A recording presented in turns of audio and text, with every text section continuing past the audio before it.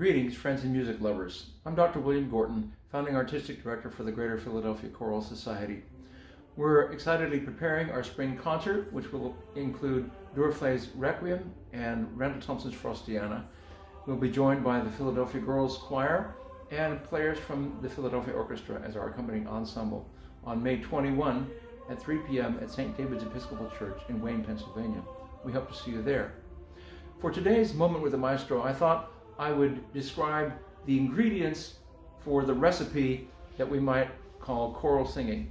A lot of these elements, of course, are involved in any musical performance, but with the text and singing, of course, we have some extra ones to deal with.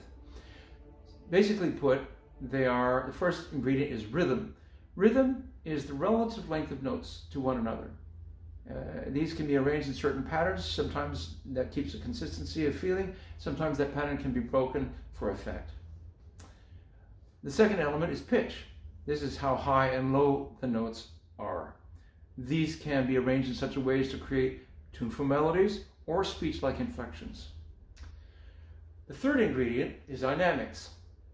This is the volume of the notes, their relationships between softer and louder sounds. The fourth ingredient is articulation. This basically is how notes connect to each other, whether they're separated or whether they are smoothly connected. The fifth element is tempo, that is the basic speed of the beat. The sixth one is the text. Of course, in Western music, we're expected to sing in 5 or 6 different languages, so we need to be able to articulate correctly the diction for each one of those languages. And so this is a very important element of vocal music for choirs. We also need to translate, as the singers, word by word for ourselves, the meaning of each word so that we can deliver its emotional content correctly.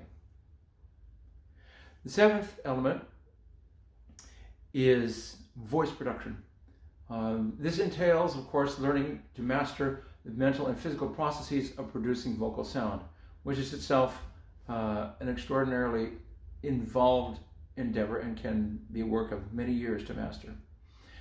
The eighth ingredient would be interpretation. This is how all those elements we just described come together to deliver the emotive content, the storyline, the objective of a given textual work. And this is something that has to become personal for all of us in order for us to deliver it with the kind of emotional connectivity that it binds us all together. So these elements make up the recipe for choral music, and I will be in subsequent videos discussing each of them in turn and how they work in a choral situation. Thank you for listening, and we hope to see you at the concert.